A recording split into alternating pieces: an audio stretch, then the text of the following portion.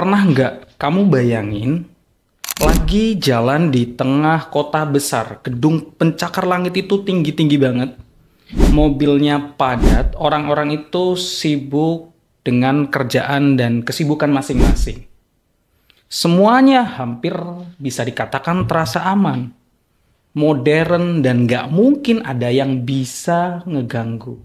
Tapi tiba-tiba bumi di bawah kakimu ini retak. Dari celah kecil itu keluar asap panas. Lalu suara kayak bumi lagi pecah. Dan sesuatu yang nggak masuk akal merayap keluar. Ya, lava merah menyala. Bayangin ya, gunung berapi. Bukan di gunung, tapi di bawah kota modern. Itulah mimpi buruk Los Angeles. Bagaimana sih kisahnya? Jangan kemana-mana, simak kisahnya bersama saya Vero Alta, di mana cerita jadi cermin dan insight jadi nyata.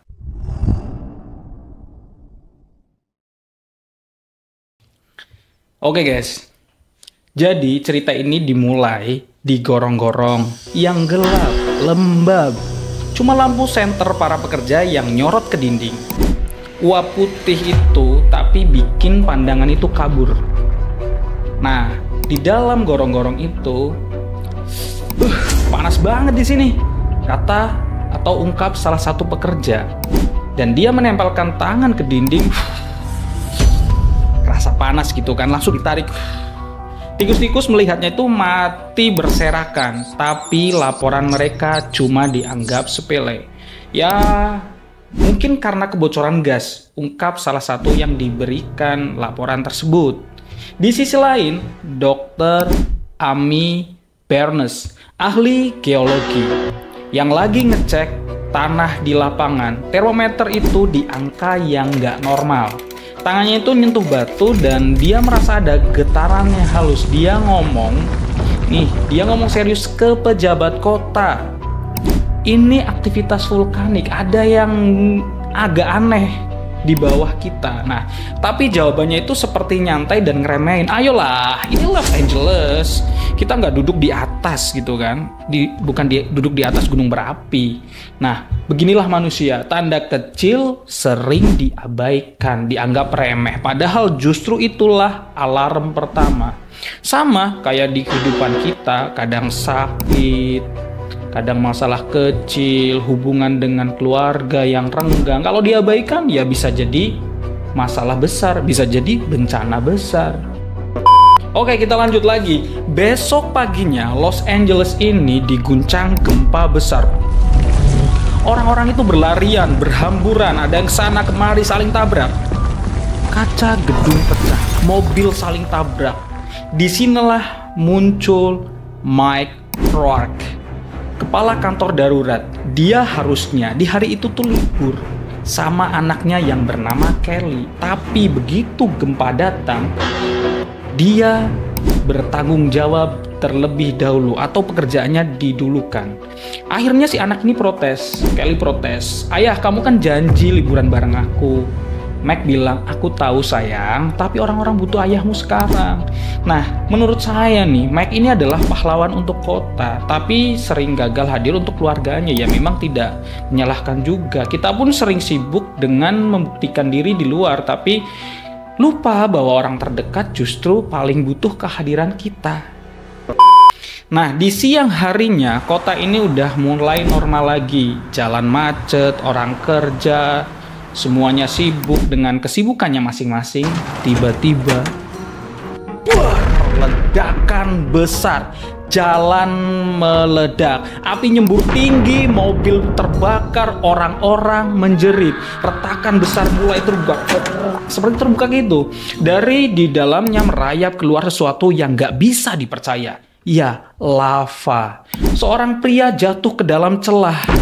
Ceritanya bikin semuanya darah beku dan orang yang melihatnya merasa ketakutan. Amy yang datang ke TKP langsung teriak, "Ini magma, ada gunung berapi di bawah kota." Mike yang tadinya nggak percaya, akhirnya jadi percaya. Nah, menurut saya, rasa aman di kota modern itu semu, gedung tinggi, teknologi canggih, semua bisa runtuh dalam sekejap. Sama juga dengan hidup kita, merasa kuat, padahal sebenarnya rapuh. Yang bikin kita bertahan bukan harta, tapi kesiapan hati dalam menerima segala macam bentuk cobaan. Akhirnya kota itu berubah jadi neraka. Siren ambulan kesana kemari, asap hitam, orang panik kemana-mana, dan di mana-mana rumah sakit penuh dengan pasien dengan luka bakar. Di stasiun kereta bawah tanah, lava itu menjalar dan makin dekat. Stan, salah seorang pekerja kereta, sadar ribuan orang bisa mati kalau pintu baja itu nggak ditutup. Nah, rekan kerjanya teriak, "Stan, keluar, kamu bisa mati." Stan cuma senyum tipis, seolah-olah dia tahu konsekuensi yang akan dilakukannya. Lalu dorong pintu baja itu, dan detik berikutnya Stan meleleh, tubuhnya hilang ditelan lava. Nah, Stan ini buktiin bahwa pahlawan itu nggak harus punya pangkat. Kadang mereka ini orang biasa, tapi pilihannya sungguh luar biasa. Hidup sering nuntut kita untuk memilih, mikirin diri sendiri atau berkorban untuk banyak orang. Ini adalah sebuah perjuangan yang sangat luar biasa, mempertaruhkan nyawanya untuk menyelamatkan ribuan nyawa. Mike dan Amy akhirnya rapat darurat. Kalau kita gali parit besar, kita bisa arahkan lava itu ke laut, ucap Amy. Dan Mike bertanya, kalau gagal? Nah, kalau gagal ya kota ini habis. Semua orangnya bisa hancur lebur. Operasi besar pun dimulai. Ekskavator kerja siang malam, helikopter angkut air, terus polisi dan tentara itu bersama-sama untuk mengevakuasi warga. Di belakang mereka, lava terus merayap, lambat tapi pasti, kayak monster yang nggak bisa dihentikan. Nah, masalah hidup ini tuh bisa kayak lava, datang pelan tapi pasti. Kalau kita diam, kita habis.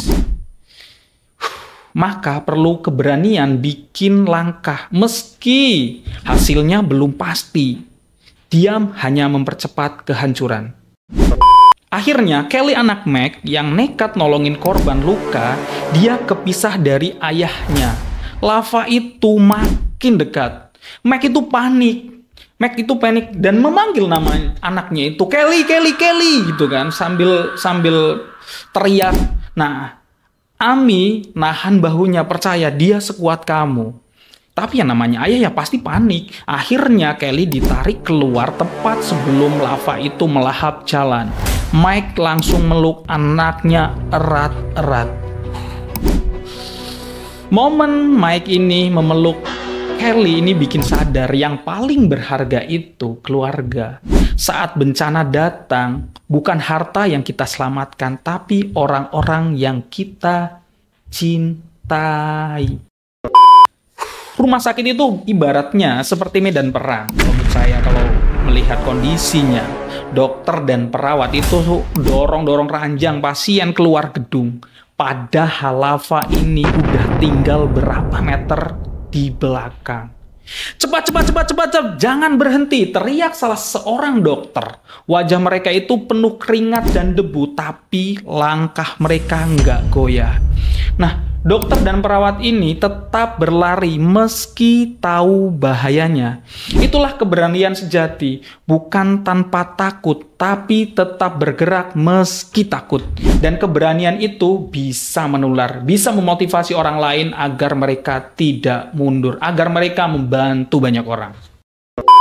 Akhirnya parit pun selesai. Ledakan besar dipicu buat ngarahin lava. Duar, cairan merah itu mengalir ke laut. Begitu kena air, semburan uap putih kayak ledakan raksasa memenuhi langit. Dan kota Los Angeles selamat, walau sebagian besar hancur. Mike memeluk Kelly. "Aku janji mulai sekarang, aku akan lebih ada buatmu ya nak." Kelly tersenyum, matanya berkaca-kaca. Anak-anak dari berbagai ras berdiri, wajah mereka sama-sama tertutup abu putih. Nah, Menurut saya, di adegan anak-anak dari berbagai ras ini, wajah mereka sama-sama tertutup abu, itu pesan sederhana. Tapi di dalamnya, di depan bencana, kita semua sama. Di depan bencana, kita semua sama. Yang paling penting ialah kebersamaan dan saling tolong-menolong. Kalau kita melihat dan belajar dari kisah ini adalah sebenarnya film fiksi dari Volcano. Ya, ini terinspirasi dari film Volcano di tahun 1997. Walaupun fiksi, tapi kita bisa memetik pelajaran yang sangat berharga ya guys. Karena ini bukan sekedar film bencana. Ini peringatan bahwa alam bisa meruntuhkan semua yang kita banggakan dalam sekejap. Gedung tinggi, teknologi canggih, harta benda, semuanya rapuh kalau bumi sudah bicara.